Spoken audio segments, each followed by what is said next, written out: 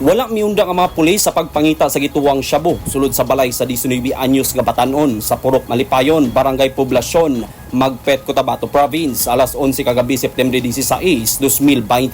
Dihang giwakis ang plastik nga banig, ibabaw sa katre din nakita sa mga pulis ang pitaka. Giabdihan sa mga pulis ang pitaka nga naa sa presensya sa tigbalay. Dinhi nakita ang duha ka gagmay sachet nga adunay sulod sa gituohang shabu. Mao nga perting balibad sa batan-on og miyembro sa pamilya.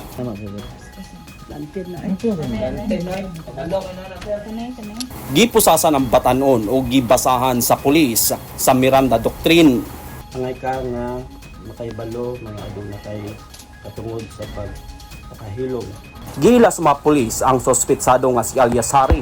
Ang implementasyon sa search warrant gipanguluhan ni pulis ang Major Abdul Salam Mamalita Jr., ang hepe sa Magpet PNP nga dunay koordinasyon sa Cotabato Police Provincial Office of PDEA 12. Na preso na ang sospek nga posibleng mag-atubang og kaso paglapas sa Comprehensive Dangerous Drugs Act of 2002.